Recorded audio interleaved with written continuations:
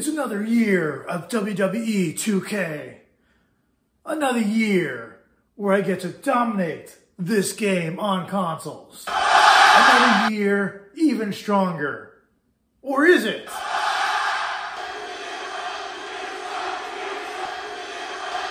Today, we're going to be playing WWE 2K23.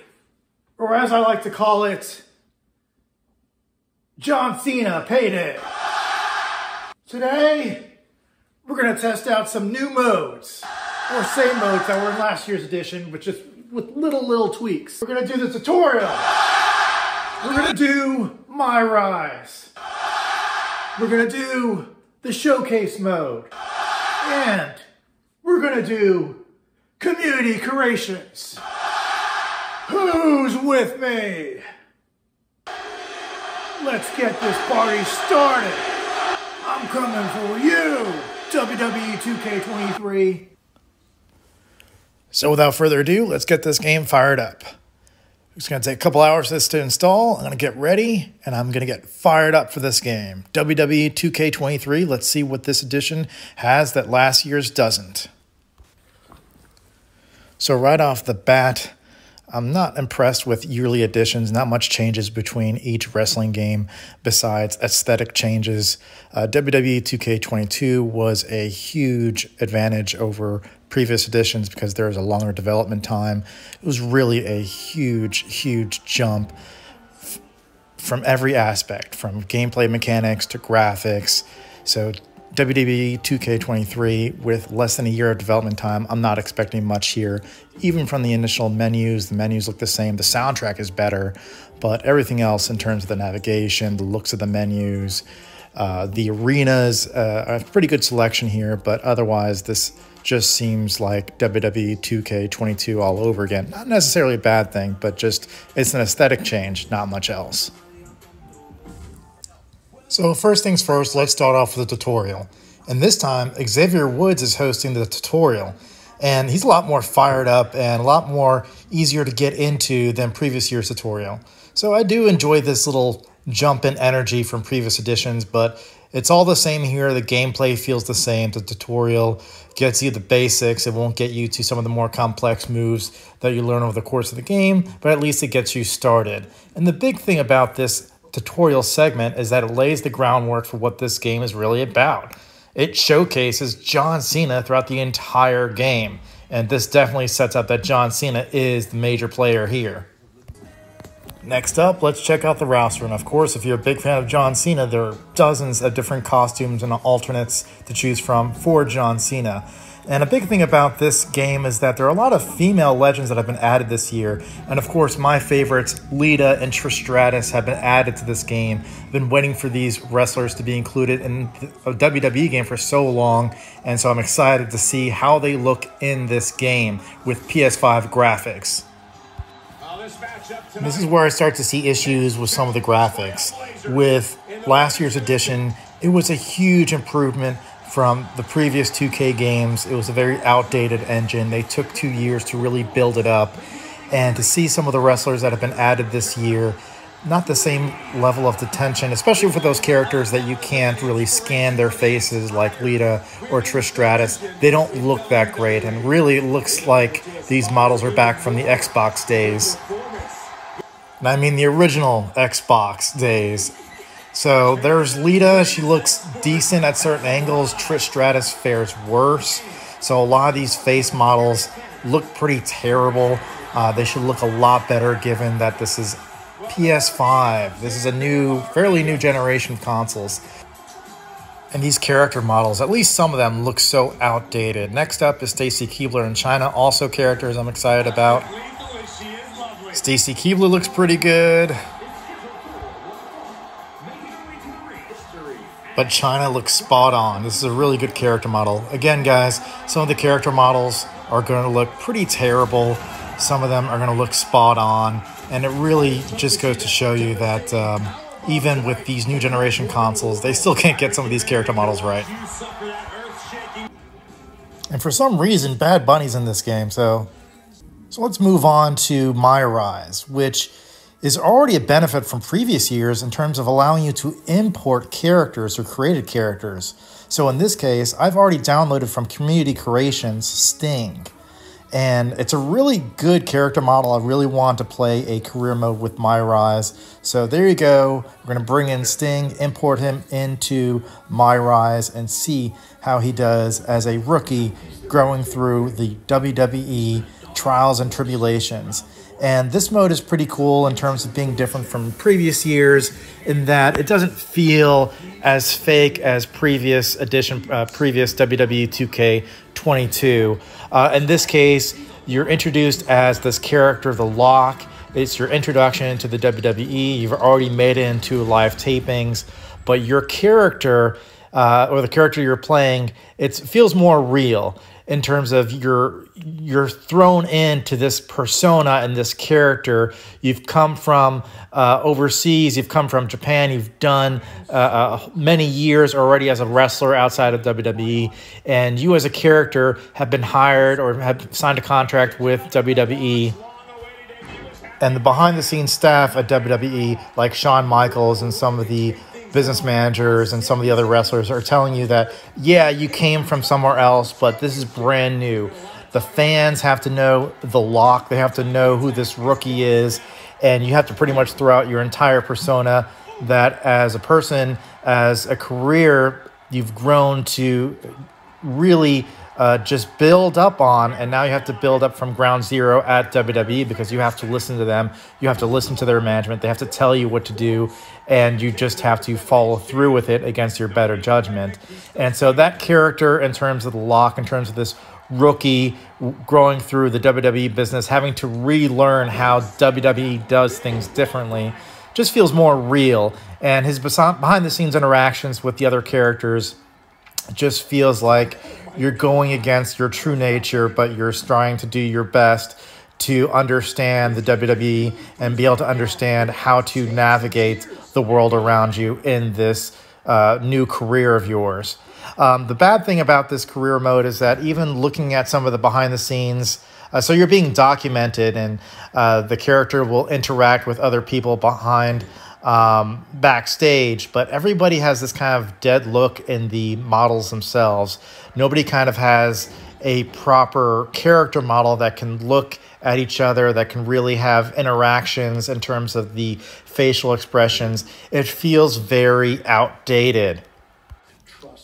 So through these cutscenes of you interacting with behind-the-scenes staff, and you've got options if you're going to continue the story mode or if you're going to continue and doing other optional type missions, so to speak, or optional story modes that come along with your choices behind the scenes.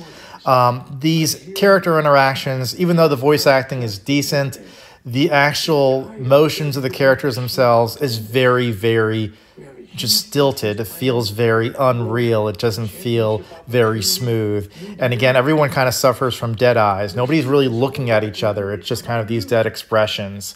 So that's unfortunate. It feels very outdated. It feels like this has not really grown since the PS2 days, that people aren't really walking and talking and looking at each other in a realistic way. We're in the PS5 days, and I haven't seen any improvements here, and it's very unfortunate. But the mode itself brings some of that nostalgia that, again, we've seen these modes from back all the way through some of the GameCube games, like Day of Reckoning had a lot of these story modes where you're as a rookie and you're growing your way up through the WWE. So there is a nostalgia to me enjoying these modes regardless of these faults. Next up, we're going to take a look at Community Creations Online. That's where I spend most of my time. And the big thing here is that when you buy the game, highly recommend. What happens is that a lot of characters are taking out, but they leave the assets in there. So they might take out, let's say, Mick Foley in terms of one of the variants of Mick Foley. They might take out Mandy Rose, but there are users that will find these existing assets in the game, their costumes, their music, their alternate attires, all their movesets are still left in the game, those original character models, and those characters are hacked, placed online for you to download. So highly recommend that. That is one of the first things you do go on community creations, download these characters. There are certain users like hashtag what's the status. These are great users that, again, are able to find some of these existing assets in the game and just display it for everybody to be able to download and enjoy. Now, of course, the 2K will be able to take these down shortly because they don't want these assets coming out. There are no contracts with these superstars, so if they find them online, they're going to pull them down, download them before they get pulled down. Next up, we're going to go to Showcase Mode, which of course is all about John Cena. And the big difference between other Showcase modes and this mode is that John Cena, he's being interviewed, and of course that leads into all the different matches that you're going to do over the course of this game. A lot of unlockables come from playing this mode, including alternate attire pieces, and superstar wrestlers are unlockable through this mode.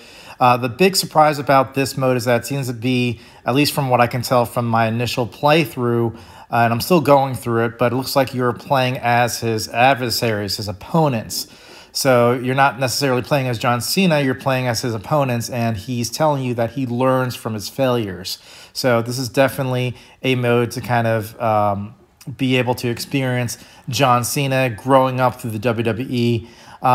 The thing about this mode, I'm kind of annoyed because it has those little mission sets that you have to kind of hit a certain move in a certain way, and sometimes without knowing where or how to set up the move, you're kind of lost.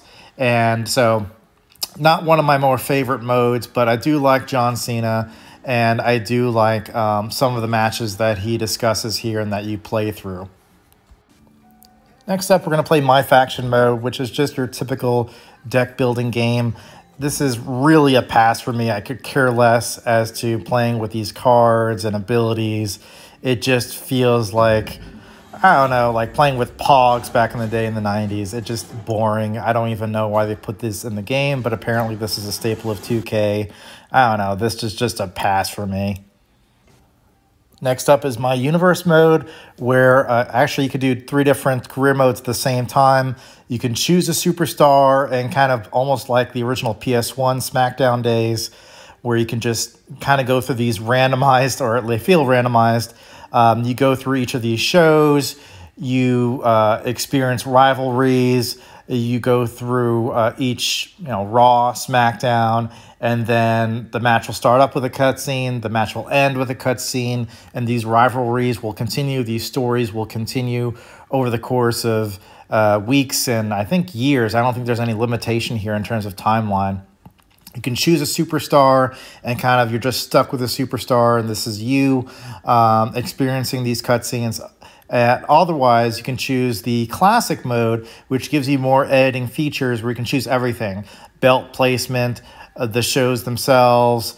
I believe you can choose the rivalries and how these rivalries will kind of evolve over time. So you have more control over that universe mode and be able to choose everything that you want, and how that universe kind of evolves, changes, and is impacted by your choices. So pretty fun, but again, this is like back from the old PS1 days.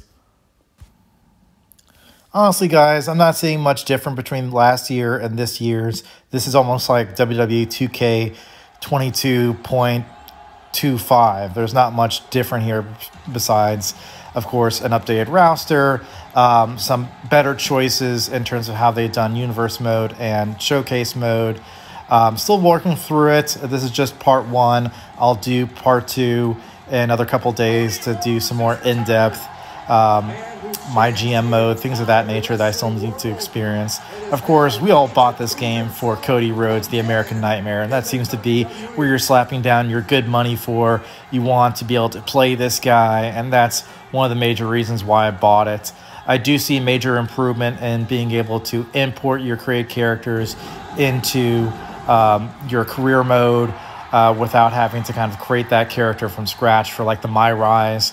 Again, some of the animations are better. Some of the new character models, especially Cody Rhodes, look great. Some not so much. That does it for part 1, guys. I'll see you guys again. Please like and subscribe. Bye for now.